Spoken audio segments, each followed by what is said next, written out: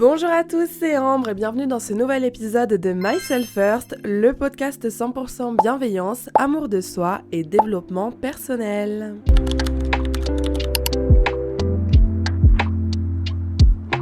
J'espère que vous allez bien, en tout cas moi ça va. Aujourd'hui on se retrouve pour la troisième partie des blessures de l'âme et on va s'attaquer à la blessure d'humiliation. Je vous laisse aller écouter les épisodes précédents que je vous mets en bio et aujourd'hui on va s'attaquer à la blessure du manque de confiance en soi, de la peur du jugement, de l'impression d'être tout le temps rabaissé, d'être mis de côté. Quels sont les signes de la blessure d'humiliation, quelles sont les causes et surtout comment en guérir? On va parler de tout ça aujourd'hui. D'où vient la blessure d'humiliation? Comme toutes les autres blessures, elle prend racine pendant l'enfance et elle vient du fait qu'on a été critiqué, dévalorisé ou moqué quand on était à l'école ou dans notre famille ou avec nos amis. Et la blessure d'humiliation, elle est encore plus profonde si on se fait pointer du doigt par une personne qui est proche de nous. Donc soit un membre de notre famille, soit vraiment un parent. Ça c'est le pire, surtout la mère. Faut comprendre que l'humiliation, c'est une sorte d'exutoire.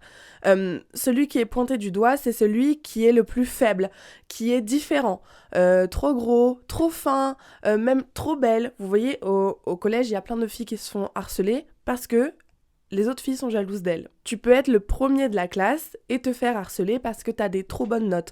Donc ça n'a rien à voir avec le fait que tu sois nul. Au contraire, si tu es trop bien ou mieux que les autres, ça peut créer un complexe d'infériorité chez eux. Et donc pour renverser cette tendance, les gens vont chercher à t'humilier pour toi te faire sentir moins bien. Je vais pas rentrer dans les détails, mais il y a plusieurs types d'humiliation. L'humiliation verbale, donc là ça va être les insultes, les phrases dévalorisantes, l'utilisation du sarcasme pour se moquer. Par exemple, tu dis à ton enfant « t'es nul, t'es bon à rien, les autres ils sont mieux que toi, tes frères et sœurs ils ont des meilleures notes, etc. » Ensuite, tu as l'humiliation publique, ça c'est le fait de se faire dénigrer devant d'autres personnes. Typiquement, la petite humiliation moi que je vis. Je vous prends cet exemple, ça va être mon exemple fil rouge pendant tout cet épisode parce que je voudrais vous expliquer de comment d'une humiliation j'ai réussi à en faire une force et comment j'ai réussi à me détacher d'un gros complexe. Mais moi, mon humiliation qui revient encore aujourd'hui, c'est juste que je le prends plus de la même manière, mais c'est que faut savoir que moi j'ai un très bon appétit et donc quand je suis en repas de famille, j'ai aucune honte à bouffer devant tout le monde parce que genre ma grand-mère elle fait trop bien à manger et voilà, donc je mange beaucoup et c'est devenu un running gag de Ambre la grosse bouffe à table et mes cousins adorent me vanner là-dessus. Dans le sens, ma grand-mère elle met le plat sur la table, mes cousins ils disent attention faut cacher, il y a Ambre qui arrive, ou Ambre tu te sers qu'une fois, ou Ambre faut en laisser aux autres, enfin vous voyez, tout ce genre de remarques. Ok, et bah pendant très longtemps, ça me touchait énormément. Vous voyez, c'est vraiment de l'humiliation publique parce qu'on se moquait de ce que je mangeais devant tout le monde, et bah moi du coup ça me faisait me sentir grosse. Ça me faisait culpabiliser, mais en même temps, j'arrivais pas à m'empêcher de manger parce que, comme vous savez, je fais de la boulimie. Donc voilà, aujourd'hui, je m'en fiche totalement et je vais vous expliquer après comment j'ai changé de mindset là-dessus. Mais ça pour vous dire que c'est un exemple d'humiliation publique et ça me permet de vous faire juste un petit point pour dire que des fois, les humiliations, elles sont pas forcément volontaires. Quand mes cousins se moquent de moi sur ce que je mange, il n'y a pas forcément de méchanceté derrière, c'est juste que ça fait rire tout le monde, parce que moi je montrais pas que ça me blessait. Donc je rigolais, et limite je mettais de l'huile sur le feu, c'est-à-dire que je me moquais de moi-même et des quantités que je mangeais. C'est un mécanisme de protection dont on va parler juste après, mais mes cousins, je sais qu'ils sont pas méchants, et que s'ils faisaient ces pics, c'était pas dans la volonté de m'humilier. Donc des fois, il y a des choses que vous allez prendre contre vous, qui sont objectivement de l'humiliation, mais pour la personne qui vous fait subir ça, c'est pas forcément mal intentionné. Donc, je veux juste vous dire ça dans le sens où n'en voulez pas à toutes les personnes qui vous ont fait subir de l'humiliation. Vous pouvez leur en parler calmement. Mais voilà, faut faire la distinction entre harcèlement et humiliation involontaire, entre guillemets. Ensuite, il y a l'humiliation physique. Donc, tout ce qui est attitude dégradante ou vraiment violence, gifle... coup de poing, j'en sais rien, forcer quelqu'un à se mettre à genoux pour s'excuser, exposer quelqu'un dans sa nudité, faire du revenge porn, genre tu fais tourner des nudes, etc. Lancer de la nourriture, lancer un objet sur quelqu'un, ça, c'est très humiliant.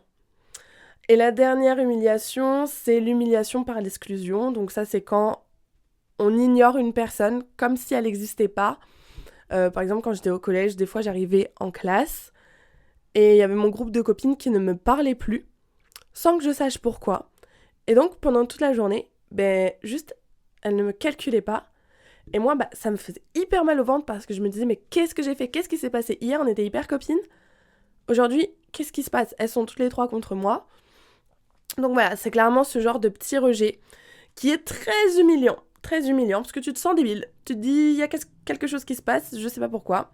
C'est très humiliant. Et le problème, c'est que à force de se faire humilier, on intériorise l'humiliation qui devient une autocritique constante. L'enfance, c'est vraiment le moment de la construction. Et donc, si tu te construis en écoutant des critiques et des moqueries, c'est très compliqué après de bâtir une estime de soi. Et plus tu subis de l'humiliation quand t'es petit, plus ta blessure d'humiliation, elle est forte. Comment se comporte quelqu'un qui souffre de la blessure d'humiliation? Vous le savez maintenant, mais pour se protéger de nos blessures, on développe ce que Lise Bourbeau elle appelle un masque social. C'est vraiment tout un mécanisme de défense. Et dans le cas de la blessure d'humiliation, le masque utilisé, c'est celui du masochiste. En fait, le masochiste, comme son nom l'indique, il va rechercher la douleur, il va rechercher l'humiliation lui-même parce qu'il préfère se punir avant que quelqu'un d'autre le fasse à sa place. Typiquement, quand moi j'arrive en repas de famille, même avant que le plat il soit sur la table, je vais faire une blague sur le fait que je mange trop, etc.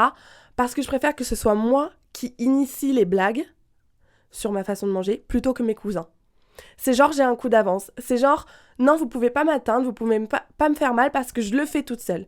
C'est genre je préchote qu'on va se foutre de ma gueule pendant tout le repas par rapport à ça. Donc je veux montrer aux autres que je suis forte et que ça m'atteint pas et je vais me moquer de moi-même. Mais au fond ça me touche. C'est vraiment des comportements qui sont dictés par la peur d'être humilié à nouveau. Donc tu préfères t'humilier toi-même plutôt que de laisser aux autres l'occasion de t'humilier. Généralement quand on souffre d'une blessure, de rejet, de trahison, etc., on a besoin d'être aimé et on va chercher la validation.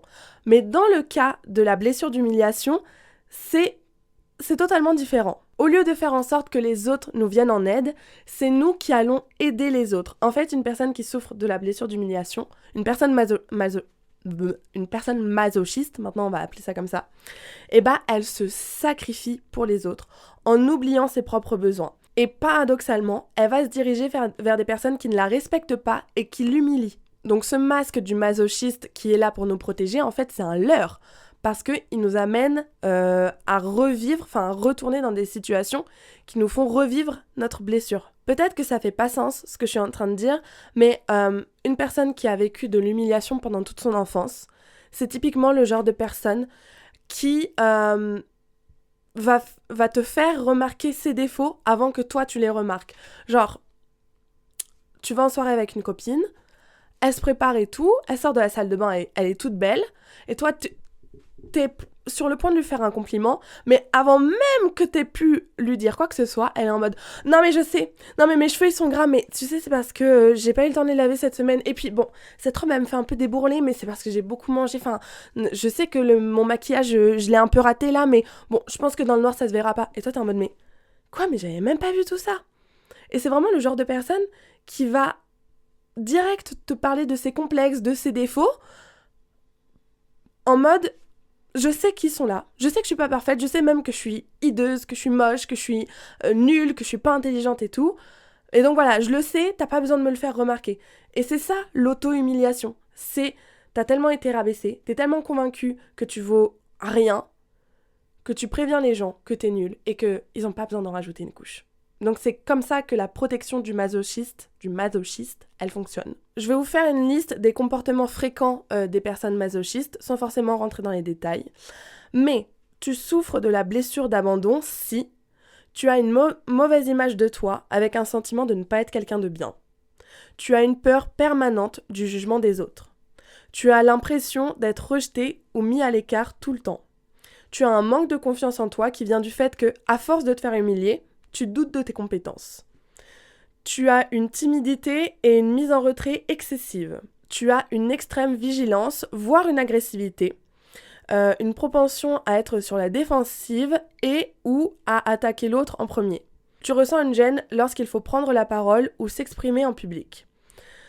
Tu oublies tes propres besoins et tu as tendance à être trop généreux pour contenter les autres. Tu t'isoles socialement parce que la peur d'une nouvelle expérience négative peut devenir si grande qu'éviter toute interaction sociale semble être la meilleure solution. Et enfin, tu as des difficultés dans ta vie sexuelle à cause de la honte ressentie.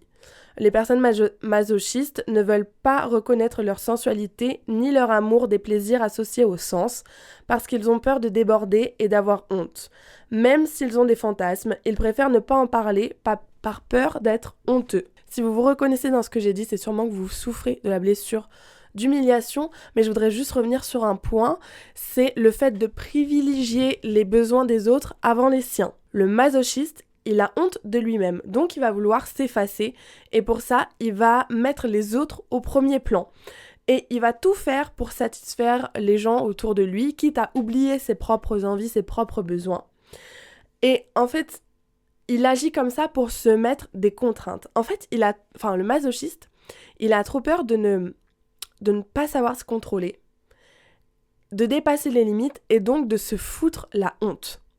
Du coup, il se met des barrières. Par exemple, une personne qui a peur de ne pas contrôler son comportement lorsqu'elle boit, à chaque fois, elle va proposer d'être Sam parce qu'elle préfère ne pas boire du tout pendant la soirée plutôt que de boire un peu, de se laisser aller, de prendre du plaisir et de dire quelque chose d'embarrassant. Alors que, on a tous pris des cuites embarrassantes. Donc en vrai, c'est pas quelque chose de hyper important, mais pour la personne qui souffre de la blessure d'humiliation, c'est très important. Pareil, une personne qui s'empêche d'être en couple parce qu'elle se trouve trop moche et elle se dit non mais je vais faire honte à mon partenaire si on nous voit ensemble en public. Ou alors une personne qui refuse d'avoir des rapports sexuels parce qu'elle se dit non mais là mon corps c'est la honte, je peux pas montrer ça à quelqu'un, la personne elle va regretter de m'avoir mis dans son lit. Enfin vous voyez, c'est que des trucs comme ça, c'est les masochistes, oh my god je vais jamais y arriver, ils s'empêchent de vivre par peur de l'embarras, mais c'est une peur constante et du coup ils s'empêchent de faire plein de choses. Et donc aider les autres, c'est un moyen pour le masochiste de prendre une place dans leur vie sans être embarrassant. Voilà, il se fait pas oublier, mais en même temps il se met des limites et les gens ils ont pas honte d'eux. Voilà un peu la personnalité du masochiste, mais comme vous le savez, moi j'aime bien parler du corps physique parce qu'il révèle beaucoup sur nos blessures, sur nos traumas. Et le corps du masochiste, j'ai l'impression que je sais jamais prononcer, masochiste. Le corps du maso, je peux dire ça, le corps du maso, c'est un corps très reconnaissable. Parce que, généralement, ceux qui souffrent de la blessure d'humiliation, ils sont un peu rondouillés. Il y a un surplus de poids parce que il développe, le maso, un corps qui lui fait honte. Mais surtout, cette couche de graisse, c'est une protection. Et ça fait tellement sens. En fait, t'as tellement été humilié, on t'a tellement mis des coups de couteau comme ça quand t'étais petit, que tu t'es créé ta propre armure physique. Vraiment. Et donc, t'as ce petit corps rondouillé qui sert à protéger ton cœur de l'extérieur. C'est une carapace confortable. En fait, t'es bien. Enfin, vraiment, vous voyez, les personnes qui se font harceler au collège et qui vont se réfugier dans la nourriture, c'est exactement ça. Généralement, les personnes masochistes, elles ont un corps rondelé, une taille courte, un cou gros et bombé avec des tensions au niveau du cou, de la mâchoire, de la gorge et du pelvis. Je sais même pas ce que c'est. Elles ont un visage rond et des yeux ouverts et innocents. Et elles s'habillent souvent serrées, ce qui accentue ses rondeurs. Voilà un peu la description physique. Mais le plus important, c'est le comportement alimentaire. Les personnes qui souffrent de la blessure d'humiliation, elles ont une forte chance de faire de la boulimie. En fait, la boulimie, c'est vraiment ce truc de se cacher pour manger parce que t'as honte de bouffer. Et en fait, tu te réfugies, comme je l'ai dit, dans la nourriture parce que, en fait, dans la boulimie, il y a un truc de je me déteste, donc je ressens une émotion, donc faut que je l'évacue en mangeant. Sauf que quand je mange, mais j'ai honte, donc je vais manger le plus de trucs possible pour remplir ma tête, pas mon ventre. Hein. Mon ventre, il a pas faim, mon ventre, il en peut plus, mon ventre, il va exploser là, mais c'est pas grave parce que c'est pas mon ventre que je veux combler là, c'est ma tête, c'est mon manque d'amour propre. Donc je vais bouffer le plus vite possible parce que c'est pas un moment agréable de faire une crise de boulimie. Je vais manger en cachette et je me déteste encore plus. Vraiment, comportement du masochiste. On fait quelque chose parce qu'on se déteste et cette chose, elle nous fait nous détester encore plus. Et on en revient au truc de ne pas savoir se mettre de limites, d'être dans l'excès. C'est-à-dire que devant les autres, tu vas t'empêcher de manger ce que t'aimes le plus, par peur du jugement, par honte, etc. Mais dès que t'es tout seul, tu vas bouffer. Parce que genre c'est trop bon et que tu sais pas t'arrêter et que tu sais pas être dans la demi-mesure entre je mange un peu mais de manière saine et équilibrée et soit je mange rien, soit je mange tout. Bref, la boulimie c'est vraiment ce truc de se punir par la nourriture. Mais voilà, c'est vraiment un cercle vicieux quand on t'a humilié et que ensuite tu vas chercher à t'humilier toi-même et que du coup tu te donnes encore plus de raisons de te faire humilier par les autres.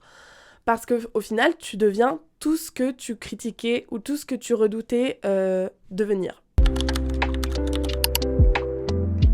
Comment guérir de la blessure d'humiliation ?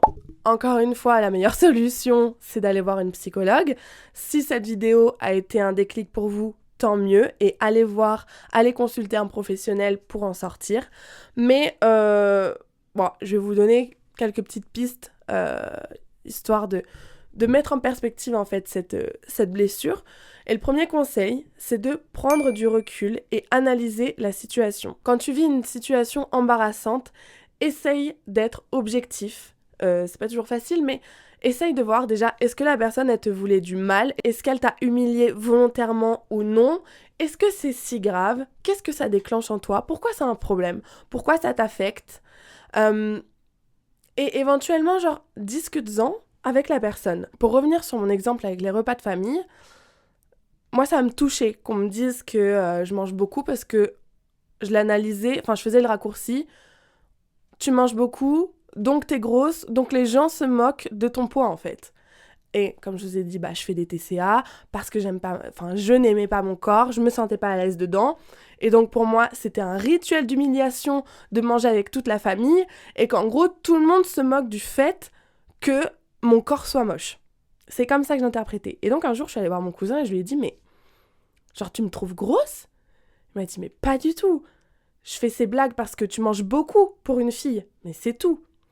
Et ça m'a tellement réconciliée. Je me suis dit, mais Ambre, ça n'a rien à voir. Et objectivement, c'est vrai que tu bouffes. Tu peux pas le nier. C'est vrai que tu manges de fou. Mais à côté, tu fais aussi beaucoup de sport.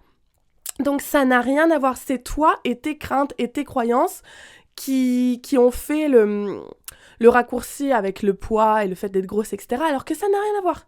C'était juste une blague pour dire, ce sont juste des blagues pour dire que tu manges beaucoup parce que oui, c'est la vérité, tu manges beaucoup et ça s'arrête là. Et depuis, je continue à faire des blagues et continue à faire des blagues parce que c'est drôle. Et j'en ris vraiment de bon cœur et ça ne me touche plus du tout. Parce que je me suis réconciliée avec mon corps, j'en ai parlé avec mon cousin, et d'ailleurs ça c'est le deuxième conseil, poser ses limites avec bienveillance. Quand quelqu'un vous fait une remarque inconfortable, une remarque humiliante, vous avez le droit de dire, écoute, là ça me plaît pas trop ce que tu me dis, ou évite d'évoquer ce sujet avec moi, ou peut-être le dis pas comme ça. T'as le droit de poser tes limites, tout comme moi avec mes cousins. Quand on est tous ensemble et qu'on fait des blagues sur ce que je mange, il n'y a pas de souci, on rigole. Sauf que le problème, c'est que c'est parti trop loin et que, même quand on n'était plus ensemble, ils continuaient de m'envoyer des messages. Ils voyaient un gâteau sur TikTok, je dis une bêtise, et ils me l'envoyaient, ils me disaient « Ah Ambre, ça sera pour ton petit déjeuner » ou ils continuaient à faire des blagues comme ça sur la nourriture, sur Ambre, la grosse bouffe et tout, alors que genre j'étais toute seule dans ma chambre, il était 23h et là ça me faisait plus rire par contre. Donc j'ai envoyé un message dans le groupe des cousins et je leur ai dit écoutez les gars, y a pas de souci pour qu'on rigole tous ensemble, mais voilà, quand on est chacun dans sa vie, et chacun chez soi, et peut-être on peut arrêter les blagues parce que toute bonne chose a une fin et on en rigolera la prochaine fois qu'on se verra, mais voilà. Et ils ont compris et ils se sont excusés et depuis, on en rigole quand on est ensemble et quand on n'est pas ensemble, on n'en rigole pas. Et troisième conseil, le plus important, c'est de changer sa perception de soi pour reconstruire sa confiance. Il faut que tu développes de nouvelles croyances, il faut que tu travailles ton estime de toi-même. Je vais faire un épisode très bientôt là, sur les croyances limitantes. J'ai mis longtemps à l'écrire parce que c'est très très important. Le rôle des croyances limitantes dans notre vie, il est très important. Mais voilà, il faut travailler sa confiance en soi. Ça s'apprend, ça prend du temps. L'amour de soi aussi. Mais voilà, faut pas prendre tout ce que les gens disent pour argent comptant. Faut arrêter de se définir à travers l'opinion des autres, à travers les remarques, les critiques des autres.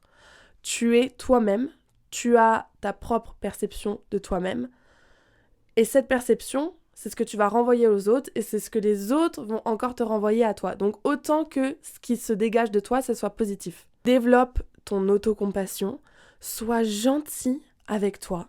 Ne pense pas que les gens te veulent du mal, ne pense pas que si on te regarde un peu trop longtemps, c'est parce que t'es bizarre, ou tu pues, ou t'es moche, ça n'a rien à voir. Et voilà, commence à faire des choses qui te font sentir bien. Liste tes accomplissements personnels, fais un sport qui te met en valeur, fais une activité qui te détend, fais quelque chose pour te reconnecter à toi. Mais voilà, je sais que c'est plus facile à dire qu'à faire, mais il faut changer de mindset.